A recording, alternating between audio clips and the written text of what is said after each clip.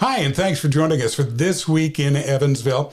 I'm Johnny Kincaid, along with Rob Myers. Hello, Johnny. Nice to see you. Well, good to see you, too. And thanks for making us part of your week. You know, our whole mission here at This Week in Evansville is keep you updated on the things that are important to the community here in southern Indiana. And the mayoral election for Evansville certainly affects a lot more than just Evansville. So we've been squarely focused on this. We've already talked to the two Republican candidates for mayor. That would be Cheryl Musgrave and Natalie Rasher, and had a great time with them. Great time. I hope if you haven't seen those shows or listened to those casts, definitely go back and check it out. Very interesting stuff. I enjoyed it quite a bit. So be sure, that you check those out and subscribe so that you get notifications on future shows. We're normally dropping on Wednesdays, but there's always the possibility, because of the fact that we not only have this little mayoral election thing going, the state legislature is still in session for Indiana.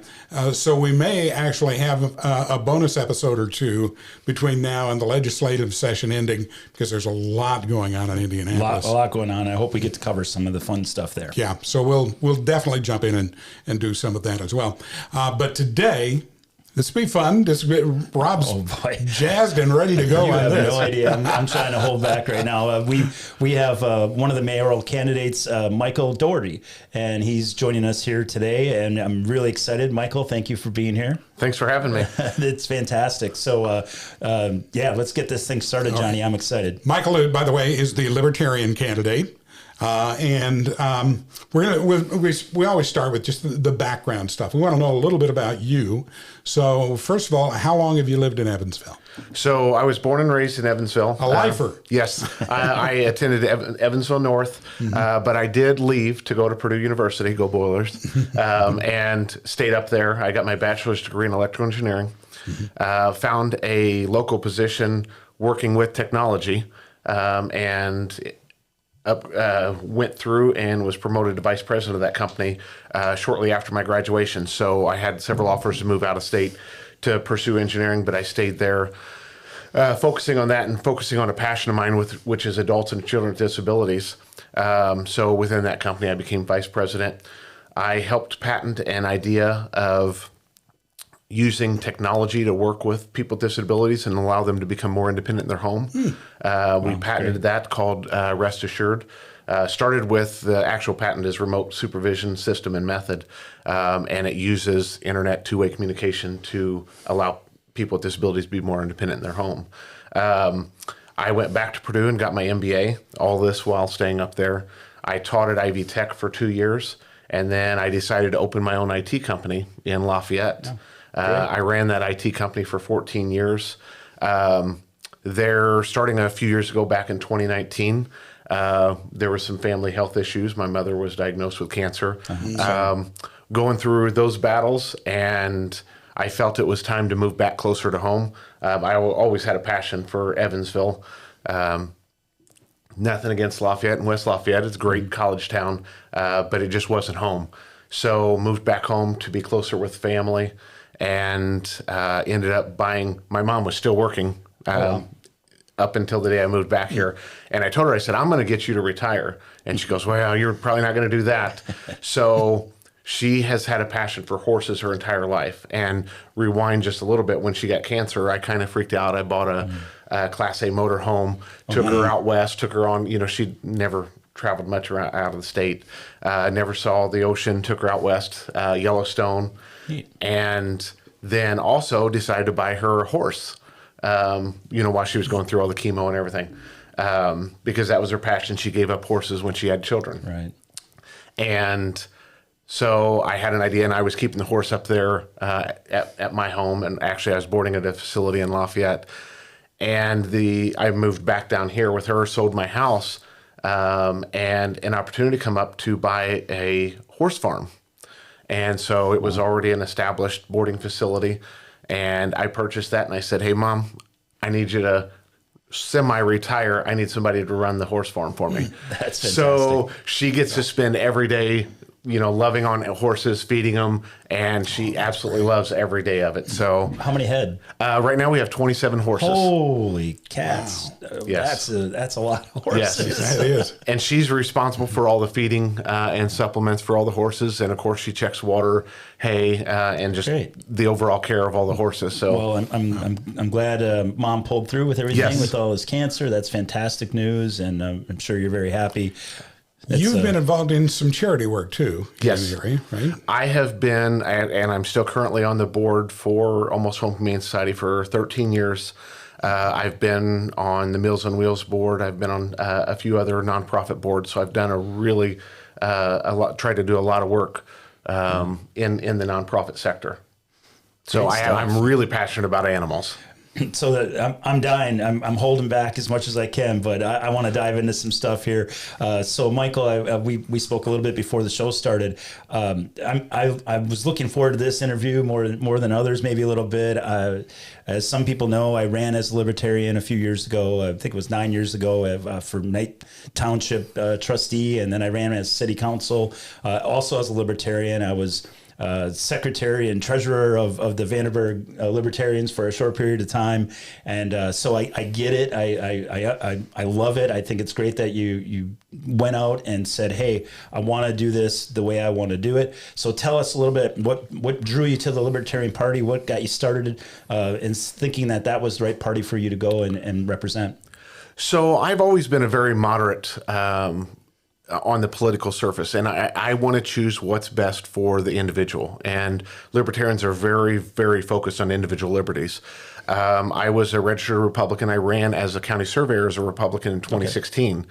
And so I had right-leaning values, but I had the mayor of Lafayette, Tony Rosworski, who's a good friend of mine, as well as Sheila Klinker, state representative, both Democrats. And I was in the middle. I mean, I sided with both sides. I seen everything from, from local to, federal levels. And as a moderate, I can see both sides. Right, and I personally think that anything below the state level should not have a letter in front of it. It should be bipartisan. It should not have a political affiliation. Everything from local, from mayor, you should just have a primary and then go through, and it's the best 2 or 3 candidates, whoever is in there. It makes sense, and yes. I know exactly what you're saying. And if we look back at the city council and other representatives throughout this community in the last 15 years, sometimes the letter didn't seem to make a difference. Right? I used to joke when I was doing advocacy and was dealing with the city council a lot. I used to joke that in Vandenberg County, the R's are really are really D's, yep. and the D's are really R's, because there's so much.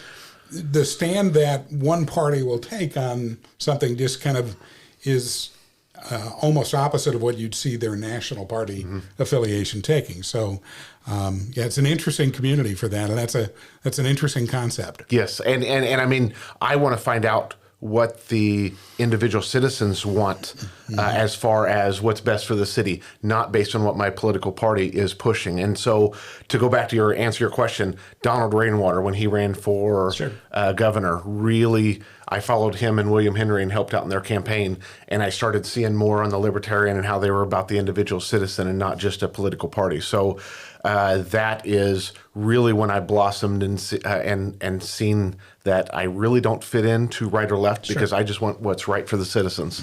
That's great stuff. Michael, I was following your Facebook page for your mayoral Facebook page, and I noticed that there was a comment about the mayoral debate with the Rotary Club. Yes. I'd love to hear all about that. I know very little about it. So tell us what all went down. It sounds like there was a little bit of drama. Not too much drama. I showed up to the Rotary Mayor candidate luncheon. I did contact them ahead of time to see if I could be part of the candidate forum. I did not receive a response. Wow. I filled out as a guest, paid for my lunch. I showed up and asked at the door if, hey, could I speak? I see there's only 3 couches, chairs up there. And I was told no, I was not able to speak. Wow. So I happily just grabbed my lunch and mingled with all the people around the room. and just took in all the information about the great information that the other candidates shared. Sure. And made my way to the front and talked to the media afterwards. That's fantastic. Any ideas of why you think maybe they wouldn't let you in? Is it the whole third party thing, or? So, I mean, the things that I'm hearing now is because the timing and that I'm not in the primary. Well, Libertarians do have a primary. We just don't have it in May. Right. So we have a county convention, which is our primary, and ours is passed. I was voted on by the Libertarian Party as a candidate for Evansville mayor, and I filed my Can 12 and Can 22 forms. The timing of those could have been the reason, but you would think that they would have at least responded and asked me. Oh, yeah. And said, hey, do you have this in place, or are you a legitimate candidate? But I heard nothing. Huh. Well, it's frustrating, and with my experience, I know it. It happened to me a few times as well with various things. I don't want to go throwing anybody under the bus. But Michael, mayor, jumping right in as mayor, no political experience prior, and that's not a bad thing. I mean, sometimes it's good to get somebody into office who doesn't have a lot of political experience, a fresh mind, fresh perspective, but not city council, not county council. Jumping right in for mayor. So what drove you to think that this is the way I want to do it? I'm just jumping into it with both feet. So I want to be able to make change without outside influence, without political party influence. So I feel I'm not a politician. I'm a hard worker, small business owner, and I want to use my experience and my strengths to help the city. So I could possibly do that on city council, but I'm there in a team, and your voice isn't heard there. It's a group, and as a Libertarian, my voice would get drowned out immediately. So I felt that this was the best. I still have to work with city council if I'm elected mayor, but I believe that I could use this as a platform to represent the citizens of Evansville much better than in a position in city council. Well, let's talk about this just a little bit. On your website, good website, by the way. It has a lot of good content and information about what you stand for. I'm going to just poke at a few items here and just let you talk about them a little bit more in some detail. Three top things that kind of stood out were crime, roads, and education. Tell us about those things. What do you got? What are you thinking? What do you feel that's wrong? What's your plan to make it better? And how's it all going to work? Okay. I'll start with crime, because that to me is the biggest issue that we have in Evansville. Coming back, families are afraid to have their kids go outside. When I grew up in Evansville, we rode our bikes all the way around town, and we were safe. The amount of crime that's coming in with drugs and issues there, I feel that we can take a stronger stance on. As a Libertarian, I feel that we should be focusing on serious crime and serious issues instead of policing citizens for small things like maybe smoking marijuana. That's a victimless crime, or a bicycle that doesn't have a reflector on it. So as a Libertarian, we want to focus on the more serious things and move away from the victimless crimes. How we would do that is, as we see with everything that's happening in the world, mental health becomes the top issue, and our first responders are put in situations where they're not trained for that. Now, I'm not saying we're not trained for that. I just think that we can do better, whether it be have social workers on staff. I know that our the people that handle dispatch are somewhat trained in mental health, but I think we can do a better job with training for mental health preparedness, as well as having those mental health professionals on the front lines helping our officers. And the resources to help the people who maybe they're not really criminals as much as they're having just a mental health issue that's causing them to have erratic behavior that seems criminal, but really it's because of their mental disorder or mental issue or medication problem, making sure that we give them the resources that they can get the help they need. Absolutely. Identifying that if somebody's, maybe having a medication issue, a conflict or what have you, that's where I think the training is there. Also, finding a budget, finding matching federal dollars, something to bring in more money to give the officers and the frontline workers the pay they deserve, attracting good qualified candidates. I know our staffing's down. We were at 130 something officers 4-6 years ago, and we're down to in the low 100s, 107, 108 now. So fully staffing our police force, as well as using technology to help in the areas that we can, making sure that we have the latest and greatest technology on our police force. Those types of things to help reduce the seriousness of putting our officers in danger. We want them to go home to their families as well every single night. That's our goal. It's clear you're checking into this and really understanding what the problems are, and I like it. Mm-hmm. So if we'll use the policing situation as an example, if we're going to put more resources into policing, obviously there has to be somewhere where there's also less focus put. So where are we going to decrease focus to accommodate increased focus on policing? So, I mean, looking at a $1.6 billion budget, there's going to be excessive spending in lots of areas, whether it be, the part you'll see on my website, parks, I believe are underfunded too. Mm-hmm. As a small business owner and libertarian, there are ways that we can restrict our budget. We can constrict certain areas. Again, that would not be a decision for the mayor. That would be city council that does that. But if you can control spending in what you do and it opens up the budget, then maybe you can work bipartisan with the city council and say, hey, can we take these dollars that we saved and move them here? That's one of the biggest problems with government is you're never rewarded for saving money, because they'll use it somewhere else. Mm-hmm. So coming in and being fiscally responsible is never rewarded in a government setting. And so that's why a lot of people don't do it. If they have the mentality that if I don't use it, I'm going to lose it. And that's got to change. I don't know any elected official, especially in a mayor's position, or even if we go to the president of the United States, there's nobody in those elected positions that their legacy is, oh my goodness, they saved a bunch of money. Mm-hmm. Almost every time they spent a lot of money, and then there's a legacy that they leave behind. Well, I want to keep moving along. I would like to hear a little bit about roads and education. I want to make sure all of your points get out there for everybody. Okay, absolutely. Roads in Evansville, everybody drives on them. Everybody sees how horrible they are. Not necessarily, again, restricting budgets, finding ways that we can do that, whether it's federal matching dollars for our bridges that are on state highways, using state funds there, but also looking at other ways to be more efficient. Do we have to hire an entire workforce and buy equipment to repair these roads? Mm-hmm. Can we outsource this and use private companies that can do it more efficiently, cheaper? Sure. Those are the ways that we need to look at those. Having a hotline set up to where citizens know that, hey, if I just lost my wheel and my ball joint in this pothole, I can call in and get that repaired. Most citizens don't know that they can call the mayor's office, and if they report a pothole or an issue, there's a timeline in which you have to repair that.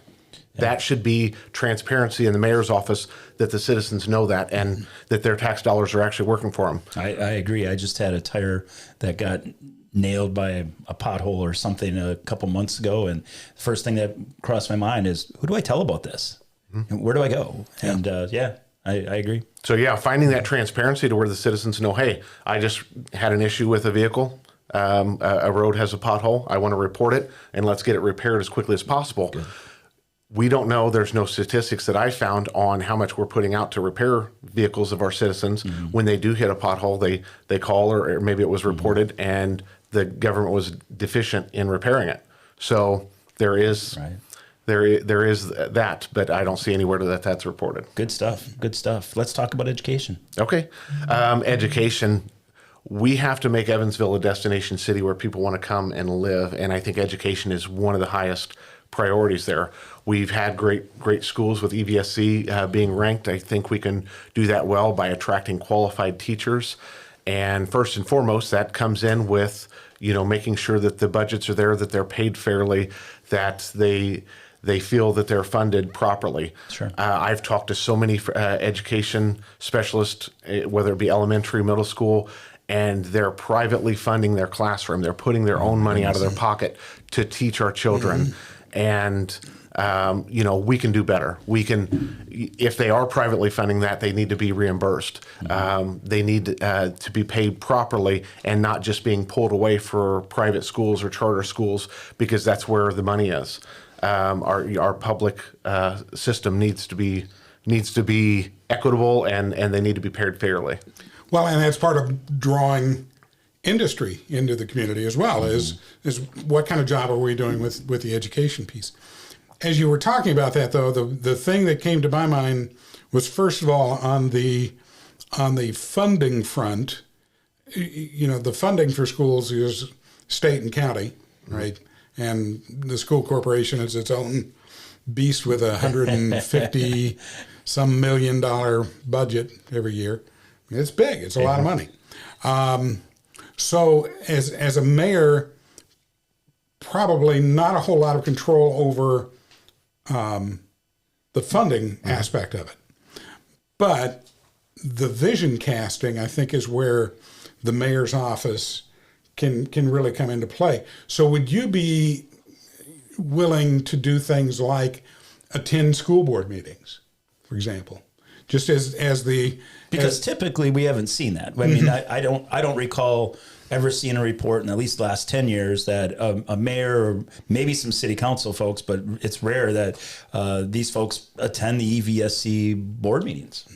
I mean, is that something you'd be willing to attend now and then and say, hey, here's what's going on? Absolutely. Just like you have the state of the city, state of the county, state of the state, those types of referendums, meetings, I feel that there should be a good collaboration with the school education system and your local government. Great.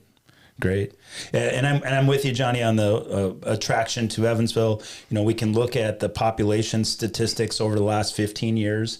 Evansville, Vandenberg, the growth isn't where maybe it should be. There's a little bit of growth. I'm not saying it's flat. I'm not saying it's necessarily declining. Depends on the year you look at or the census year. But I think that when we see all these businesses coming in, new businesses coming in, I watch the Area Plan Commission every single week, and I see a handful of new businesses every single week opening up, moving, whatever the case may be. And we can see the construction around our area. We know it's continuing to grow, but who's working there? Where are they getting these people to work? And how do you attract it? Well, you got the jobs. We got that part done. But do we have the education? And will these businesses stop coming here if we don't give them a labor force to snag from? Yeah, and Evansville was once a great place to live and work. And if we bring those people in with the amenities of raising a family, and that goes into the parks too. You want to feel safe to go out and take your family to a park. And with the increase of remote jobs, people, aren't necessarily sitting in front of a desk. Evansville can be a great destination city with what we have to offer on the Ohio River. And now that we're connected to Indianapolis almost with I-69, it's been since I was a kid, talked about, I drive that route to go up to Indianapolis, and it's getting near completion within a year or two. So we'll have all these connected areas, and Evansville will be a destination city. So we have to attract that talent, and hey, come work and live in Evansville, even if you're a remote worker. And just as important as the connection is to Indianapolis is the fact the next mayor is going to see the construction begin on the bridges going on I-69. And the opportunity, I think that any mayoral candidate really should be thinking about what kind of opportunities does that just lay in our lap, because we're then at a major intersection for interstate trade in a position that we've never been in before. Yes, absolutely. And so when I was a kid, we went to St. Louis. St. Louis was kind of a near area because it was so hard to get to Indianapolis. We have that opportunity to become, especially on manufacturing, like you said, we have Indiana's the crossroads of America.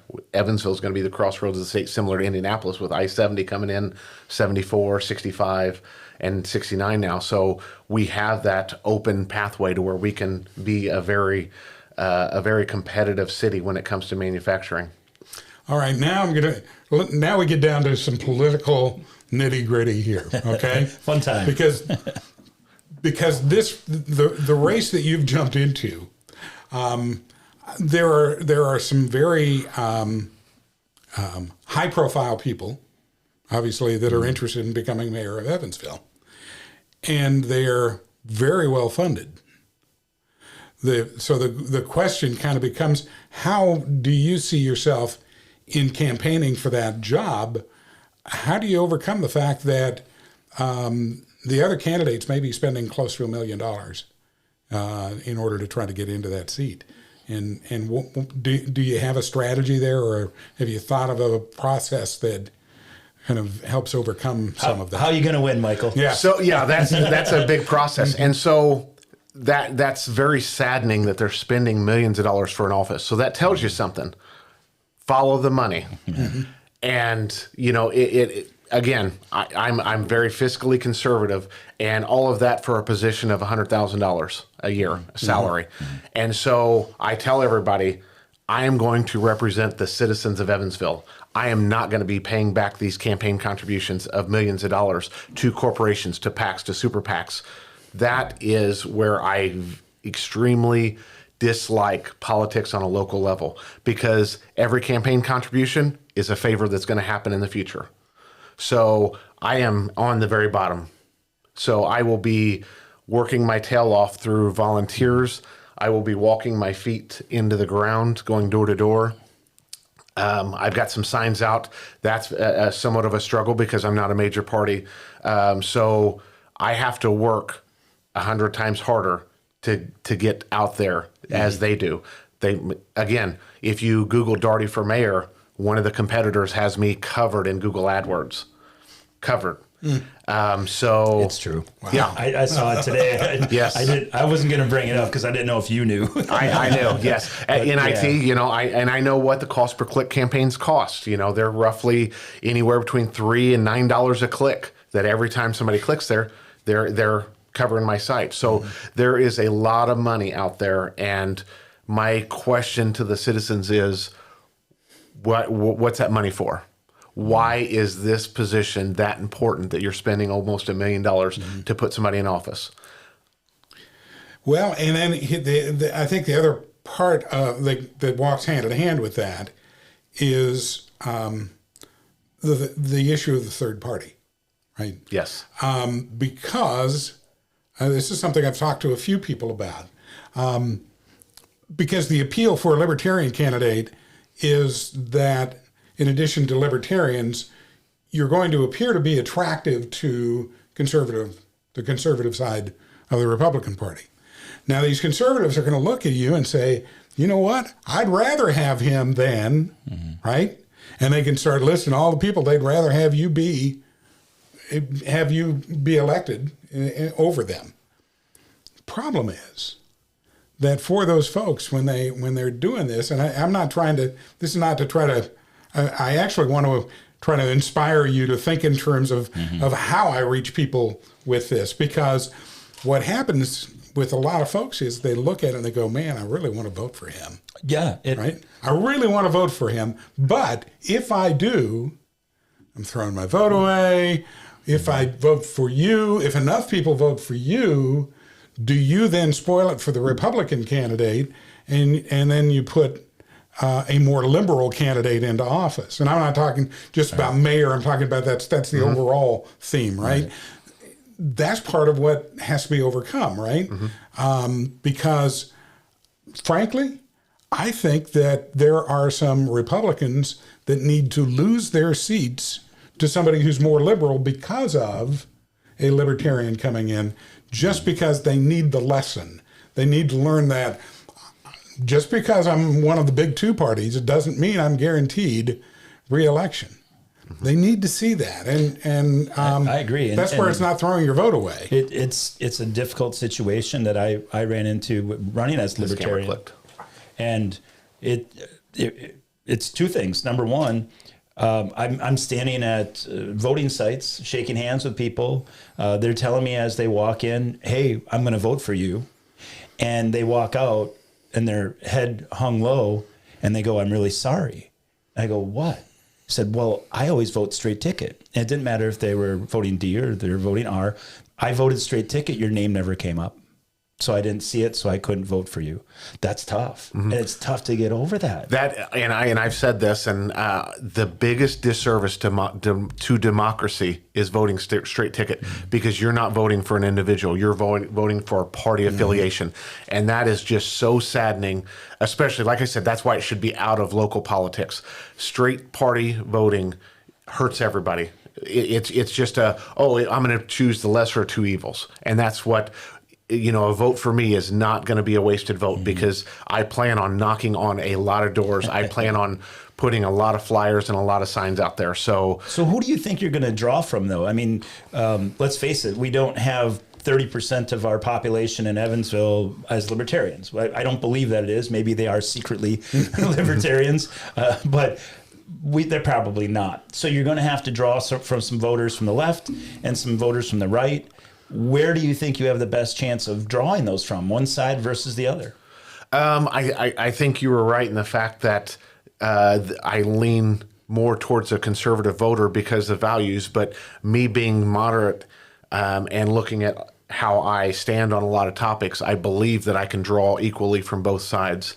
And that's going to be one of the things. I'm not here to, you know what, I should probably just bow out of this race because I don't want the Democrat in. And I will say this, after seeing and talking to the candidates and seeing their platforms and what they have, Evansville is not going to be in a bad situation no matter who wins this election. True. I sat there and I listened to Stephanie Terry, I listened to Natalie Rasher, and I listened to Cheryl Musgrave. All three candidates have a solid platform and are great candidates for mayor. So if I pull from one side and one wins, I'm not going to feel bad because we have some amazing candidates, and Evansville's going to win in this election no matter what. I think Johnny and I would agree with you 100%. I mean, we've been very fortunate to spend some time with all of them as well. And their passion is there. Their heart is in it. There's no doubt that we'll be just fine. I don't think there's anybody that's going to bring down Evansville.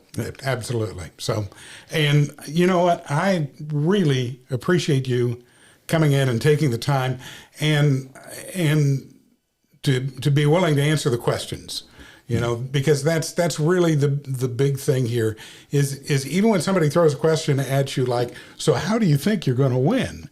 You're still willing to answer the question and to stick with it. Yeah, and that's one of the things as a small business owner. I work, you understand this. Yeah. You work. I'm not a politicized machine, and I did see that at the Rotary luncheon, to where somebody had asked a question, I'm going to deflect and I'm going to talk about my campaign. Right. I saw that happen. I see a lot of politicians from the local to the federal level doing that. I'm not a politician. I am going to work day one, and I'm going to work my tail off for the citizens of Evansville if they choose me as their next mayor. That's good stuff. And I also appreciate you being here. We're going to be watching you, keeping an eye on you. And then as November nears around, who knows, maybe we'll have a chance to get you back in here again and talk a little bit more about the race well after the primary. Absolutely. I'd love to. All right. That would be great. Thank you so much for joining us for This Week in Evansville. We appreciate you, the viewer, and I want to remind you that you can learn more about the mayoral race with the other episodes that we've done. In fact, you'll find links to a couple of them up here on the screen somewhere, so be sure to click on those links so that you can learn more about Cheryl Musgrave and Natalie Rasher and on our commentary, because we get it wrong about 80% of the time, and that's what makes it fun, is to watch us just make total idiots of ourselves while trying to sound like we know what's going on in politics. So thank you so much for being here with us. Next week, the Democrat candidate for mayor, Stephanie Terry, is going to be joining us. And you never know when there's going to be a surprise episode pop up with the legislature in session. So be sure that you click that subscribe button. Thanks for joining us.